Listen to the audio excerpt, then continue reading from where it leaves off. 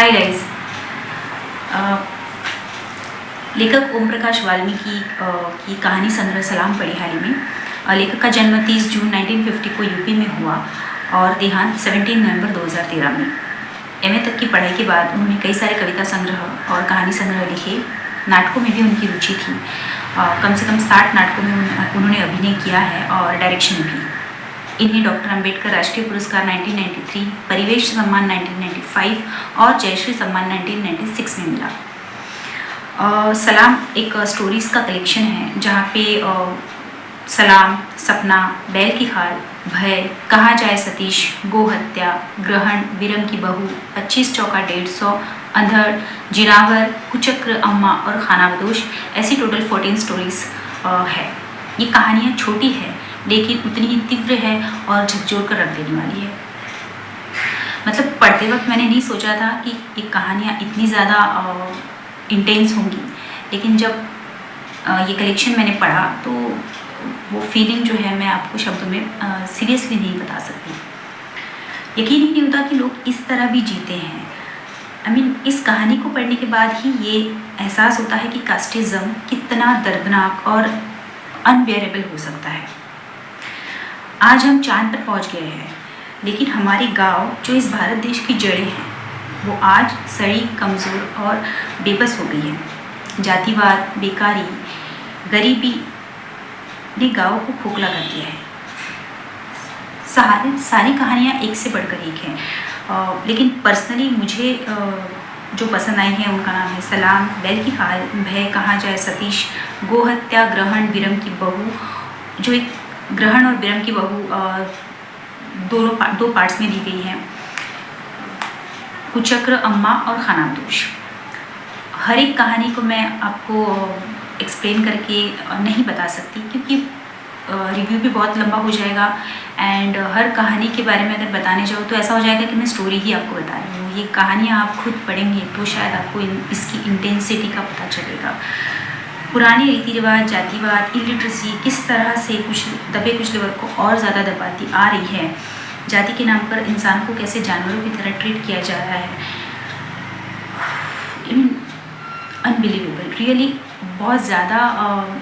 मतलब कोई स्टोरीज ऐसी होती है ना कि आप उसके बारे में आप बोल ही नहीं पाते हैं।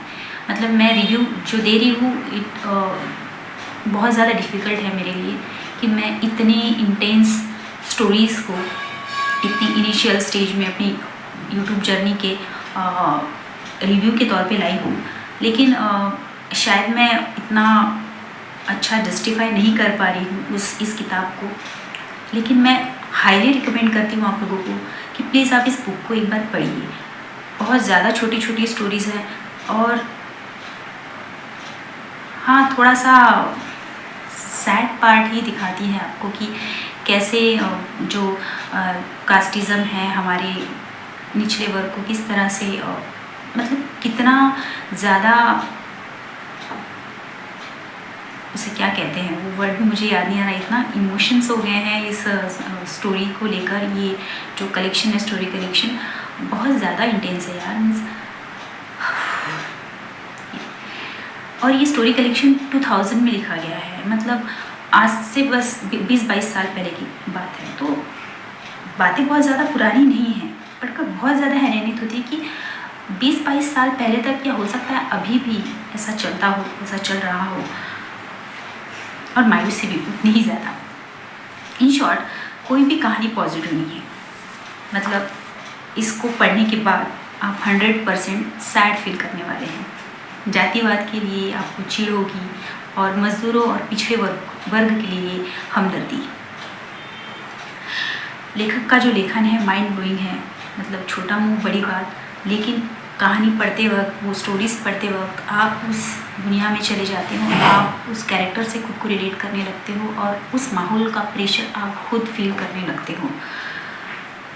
और वो ऐसी दुनिया है जहाँ से हम जैसे शिक्षित, मध्यम वर्गीय या शहरी लोगों का कोई वास्ता ही नहीं है, या वास्ता था तो हम लोगों ने तोड़ ही दिया है। तो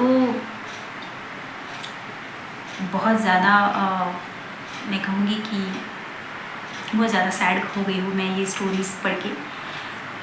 कोई भी स्टोरी कहीं पे भी पॉजिटिव नहीं है और ऐसा लगता है कि यार क्यों होता है ये सब, क्या है, मतलब क्या मिल क्या रहा है लोगों को इस तरह से किसी को ट्रीट करके। इंसानों के साथ आप ऐसा व्यवहार कर रहे हो, मतलब I can't tell you in words.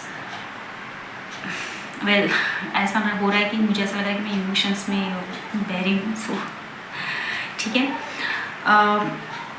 Thank you मेरा वीडियो आपने एंड तक देखा और मैं हूँ दिव्या आर्या। मिलूँगी आपको नेक्स्ट वीडियो में, तब तक के लिए आप अपना ख्याल रखिए और इस बुक को अगर हो सके तो प्लीज़ पढ़िए एंड